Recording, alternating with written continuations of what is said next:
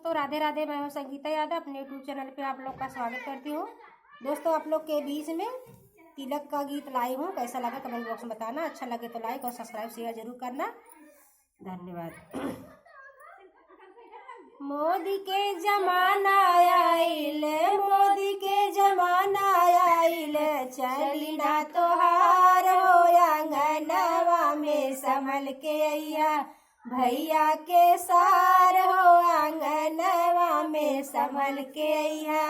मोदी के जमाना आइल, मोदी के जमाना आइल, चली ना तोहार हो आंगनवा में संभल के अइया, भैया के सार हो आंगनवा में संभल के अइया। कूलर ले अइहा, साल एसियो ले अइहा, कूलर ले अइहा, साल एसियो ले अइहा। सोने के सिकड़िया हमरा भैया के पैरइहा, सोने के सिकड़िया हमरा भैया के पैरइहा।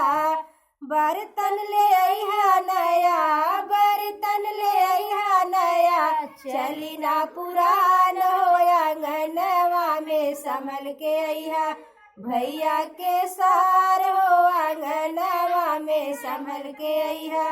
मोदी के जमाना आइल, मोदी के जमाना आइल, चली ना तोहार हो आंगनवा में संभल के अइहा, भैया के सार हो आंगनवा में संभल के अइहा।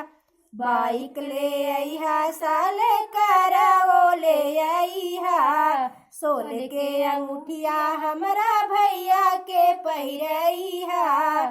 बाइक ले अइहा, साल करावो ले अइहा, सोने के अंगूठिया हमरा भैया के पहिरइहा।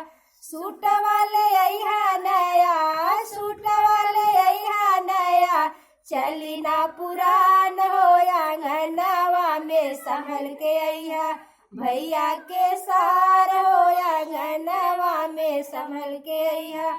मोदी के जमाना आइल, मोदी के जमाना आइल, चली ना तोहार हो आंगनवा में संभल के अइहा, भैया के सार हो आंगनवा में संभल के अइहा।